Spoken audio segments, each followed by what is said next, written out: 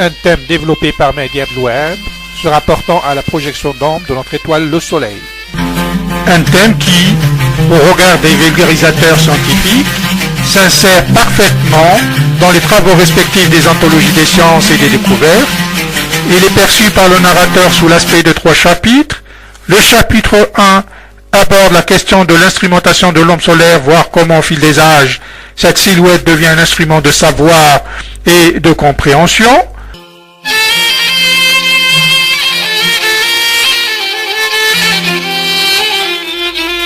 Le second chapitre, intitulé « Les 3 légendes d'ombre de la Géhenne », est un chapitre un peu particulier parce qu'il aborde une question religieuse, mettant en exergue les valeurs désuètes de l'ombre portée, ombre propre et pénombre dans un monde si inhospitalier. Et enfin, le dernier chapitre qui interpelle le recours à l'ombrage du divin.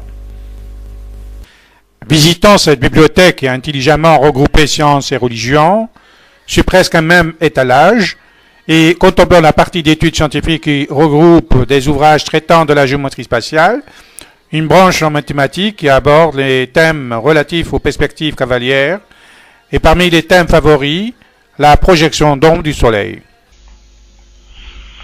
En géométrie spatiale, on dit qu'une ombre est créée par l'interposition d'une source de lumière. La projection de lumière forme des rayons incidents sur l'objet opaque. L'éclairage fera apparaître sur l'objet 2 zones d'ombre non éclairées.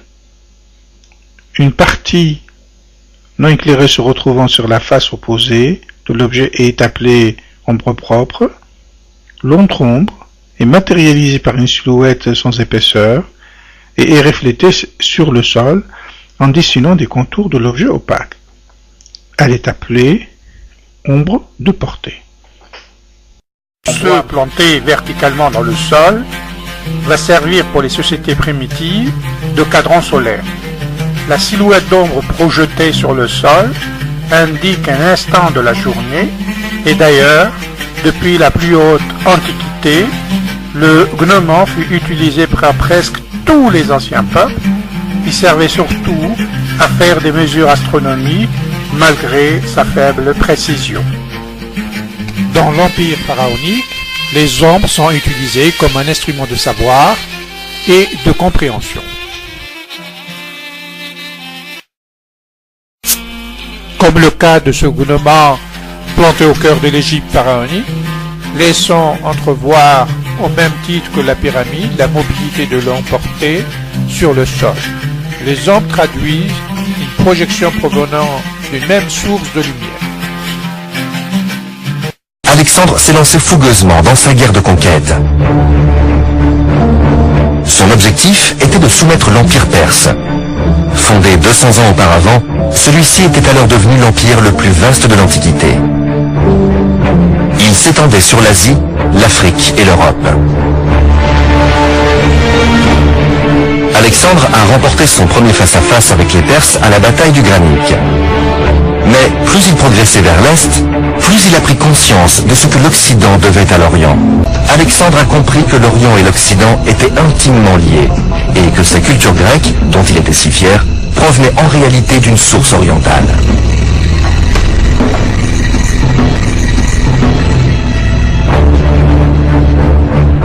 Après s'être emparé des villes grecques de l'ouest de l'Asie mineure, il a progressé vers l'est et défait une nouvelle fois les Perses à la bataille d'Issos. Il a ensuite obliqué au sud et conquis la Syrie et l'Égypte avant de pénétrer en Mésopotamie et d'écraser définitivement les Perses à la bataille de Gaugamel.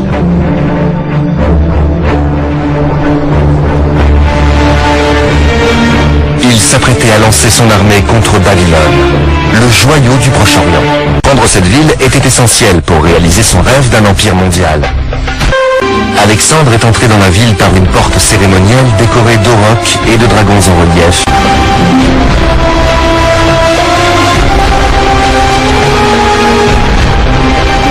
De là, une voie processionnelle longue de 180 mètres et ornée de lions conduisait à l'intérieur de la ville.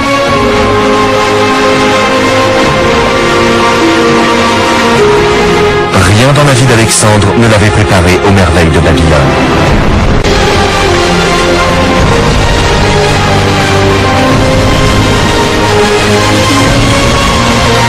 Notre faute si nous n'avons pas conscience de la richesse du passé de l'Orient.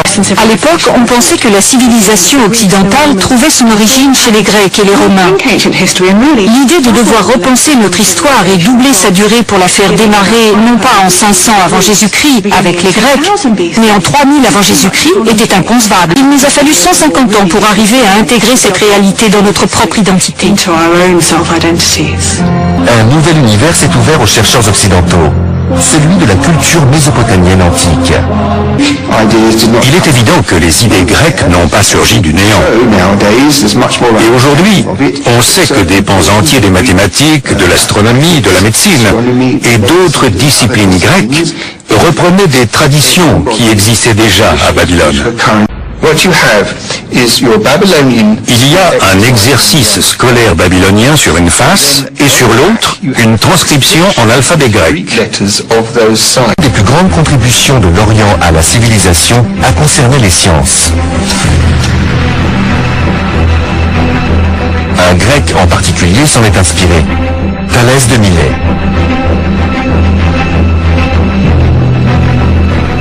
Thalès a prédit une éclipse solaire. Conformément à ce qu'il avait annoncé, celle-ci a eu lieu le 28 mai 585 avant Jésus-Christ. Il n'a pu réaliser ses calculs qu'en s'appuyant sur les archives des astronomes babyloniens.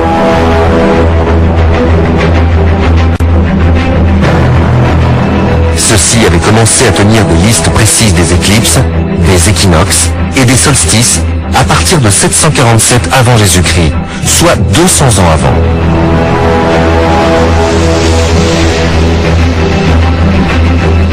Tout ça a été consigné nuit après nuit, mois après mois, année après année, pendant plus de 600 ans. Les astronomes babyloniens se livraient à l'observation systématique du monde et s'appuyaient sur la logique pour en tirer des conclusions. Leur esprit curieux avait déjà inspiré des penseurs grecs comme Thalès de Milet. Mais l'arrivée d'Alexandre à Babylone a accéléré le processus d'absorption des connaissances orientales par les Grecs.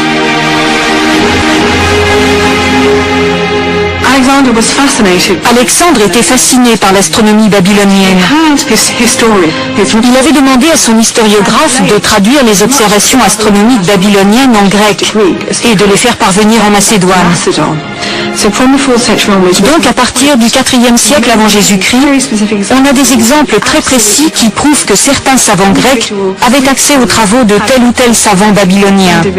C'est absolument passionnant. La curiosité babylonienne et la logique grecque se sont conjuguées pour former une méthode scientifique qui a transformé le monde. Des Grecs comme Platon, Aristote et Ptolémée sont célèbres pour leur rôle dans ce processus. Mais les astronomes de Babylone méritent également une place parmi les précurseurs de la science moderne. Il y a des pratiques quotidiennes élémentaires qu'on doit aux anciennes civilisations proche-orientales sans le savoir.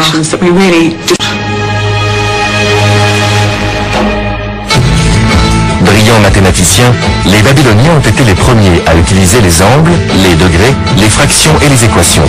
Pour compter, dit sexagésimal. Quand, enfant, vous apprenez à lire l'heure, si vous avez l'esprit curieux, vous vous demandez pourquoi il y a 60 secondes et 60 minutes. Cette division en 60 vient des Babyloniens. Très tôt, dès le 3e millénaire, tous les calculs en Mésopotamie se sont faits à l'aide d'un système sexagésimal. Ils n'ont jamais pris, comme nous, leurs 10 doigts pour compter. Ils se servaient d'un système à base 60.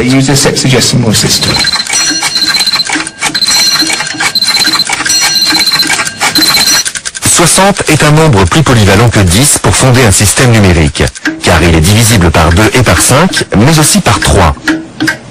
Le système sexagésimal se prête donc plus facilement à des calculs astronomiques complexes. Il a donné le découpage de la minute en 60 secondes, de l'heure en 60 minutes, de l'année babylonienne en 360 jours, ainsi que celui du cercle en 360 degrés.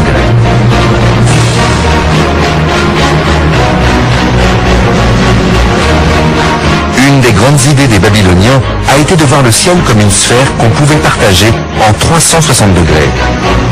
Ils utilisaient, comme on le fait encore aujourd'hui, 360 degrés subdivisés en minutes et en secondes, pour obtenir des mesures de plus en plus précises. Ils mesuraient aussi le temps que mettaient les étoiles pour se déplacer, afin de connaître leur position.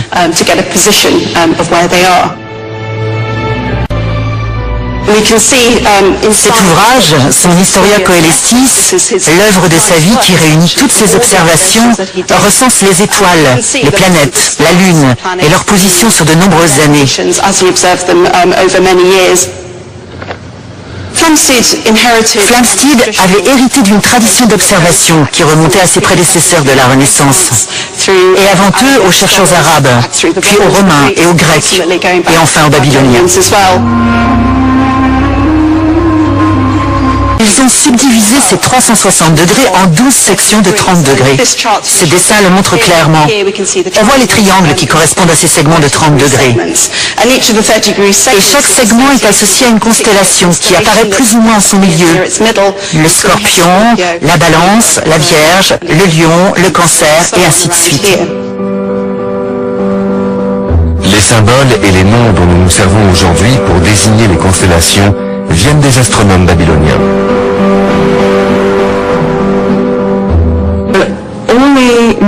Tous les noms des signes sont donc d'origine babylonienne. Le taureau est appelé le taureau céleste en babylonien. Il y a aussi le lion. Le zodiaque babylonien a été l'une des premières tentatives de l'homme pour donner un ordre et un sens à un monde apparemment incompréhensible. L'idée que notre destin est inscrit dans les cieux trouve ses racines dans la pensée babylonienne.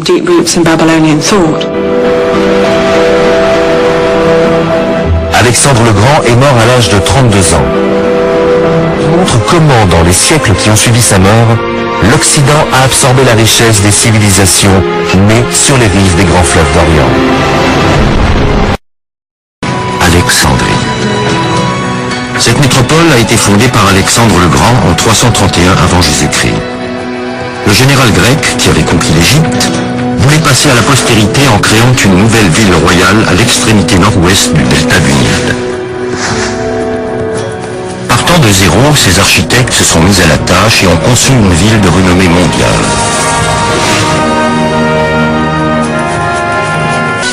Quelle connaissance renfermait la légendaire bibliothèque d'Alexandrie? Parmi eux, les plus grands penseurs du moment. Eratosthène met au point une expérience. La méthode scientifique vient de naître. Il part du principe que deux objets identiques sur une terre plate devraient projeter des ombres identiques. Donc, au même moment de la journée, en deux endroits distants de plusieurs kilomètres, il met son idée en pratique. Il a découvert une jolie méthode en se servant simplement de deux bâtons.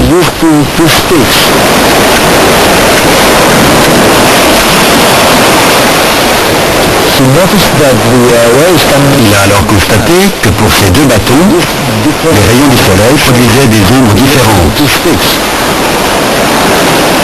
Ces deux bouts de bois projetant des ombres de longueurs différentes, la surface de la Terre ne peut être que courbe. Et d'après l'angle des ombres, Eratosthène estime la circonférence terrestre à 40 230 km, soit à moins de 160 km près le chiffre exact. Les mathématiques viennent de lever le voile sur le monde tel que nous le voyons aujourd'hui. La Terre n'était plus plate, mais sphérique.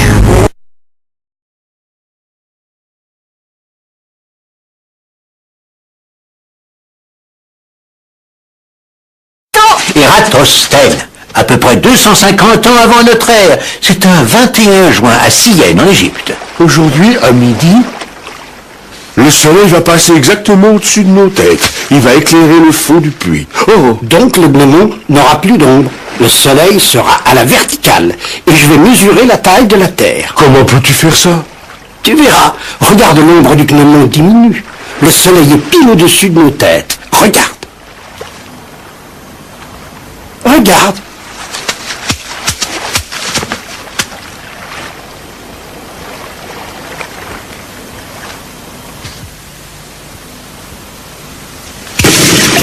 Voilà, c'est fini. Et alors? Alors tu verras. Nous allons à Alexandrie.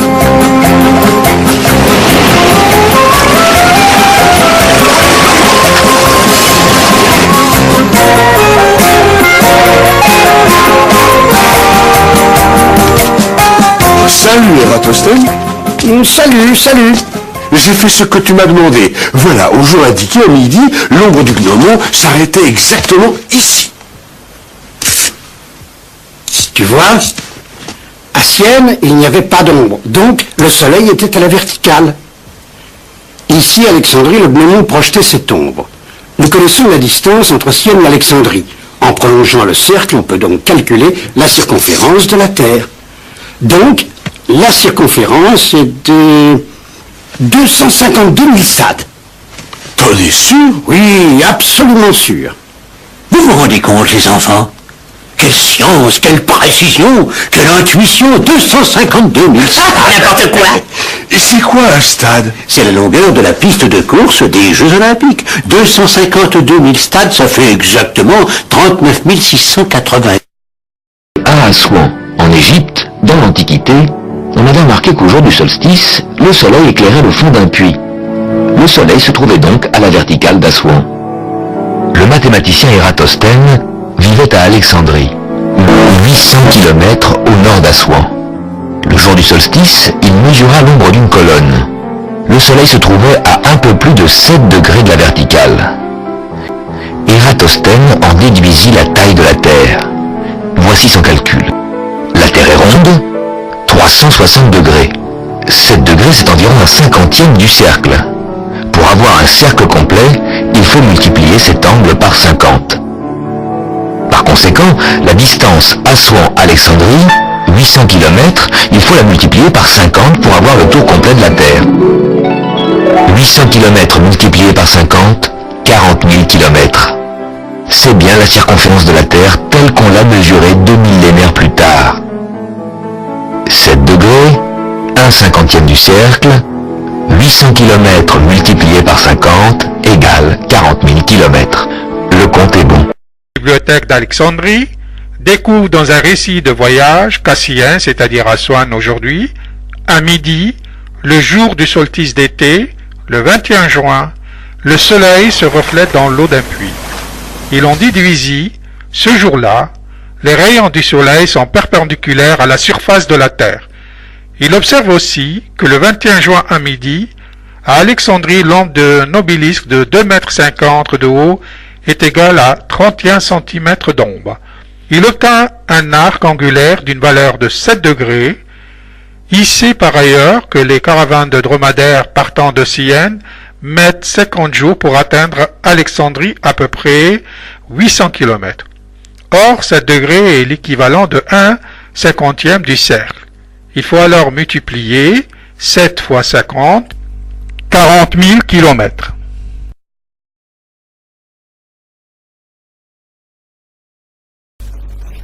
Un récit de Plutarque dit que Thalès, durant un séjour en Égypte, mesura la hauteur d'une des pyramides. Il obtint l'admiration de Pharaon. Il dressa seulement à plan un bâton au bout de l'ambre de la pyramide, en se faisant 2 angles avec la ligne que fait le rayon du soleil. Il toucha les 2 extrémités et montra qu'il y a une proportion de la hauteur de la pyramide à celle du bâton, comme il y a de la proportion d'ombre du bâton à l'ombre de la pyramide. Or, le gnomon, qui fut à ses débuts un bâton planté verticalement sur le sol pour projeter de l'ombre, va dans l'empire hellénique et pharaonique être instrumenté pour devenir un cadran solaire. L'ombre projetée sur le sol va servir d'aiguille. En voici quelques images.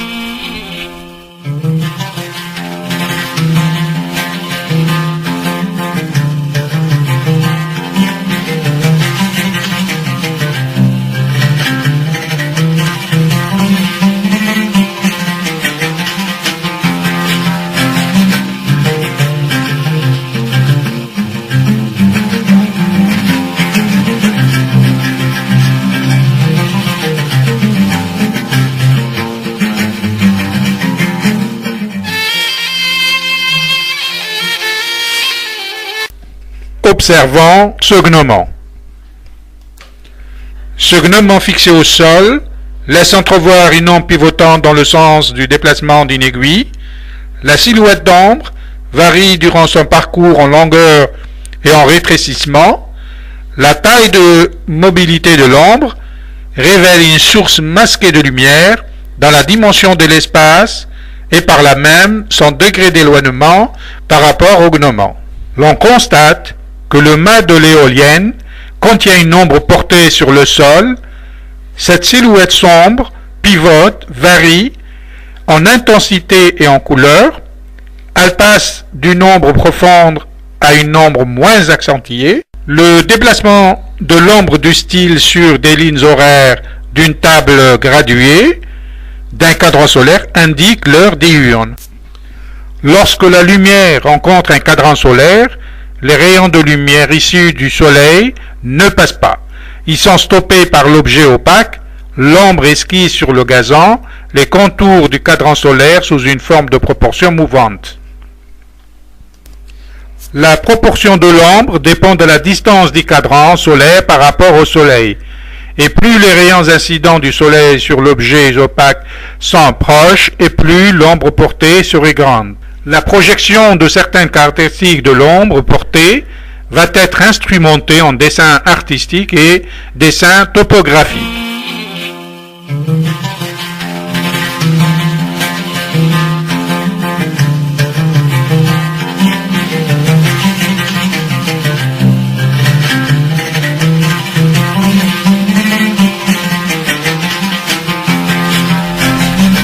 La projection d'ombre est visiblement variante d'une ligne horaire à une autre. Si l'ombre propre est souvent recherchée dans les œuvres artistiques comme le cinéma et la peinture, en revanche, l'ombre portée a surtout de la valeur pour les mathématiciens, les arpenteurs et les géomètres. En dessin technique et de façon conventionnelle, on accepte que l'ombre projetée par le soleil soit le résultat de rayons incidents parallèles qui vont générer une ombre par l'objet sur le plan sur lequel il est posé, et une ombre propre créée sur les faces de l'objet qui sont soustraites aux rayons incidents. Si, durant la période antique, l'ombre portée a permis à Ératosthène de lever le voile sur la sphéricité de la Terre en étalant l'ombre portée du Soleil, en revanche, la projection de l'ombre de la Terre sur l'astre lunaire a permis à Aristote de remarquer visiblement que la Terre était ronde.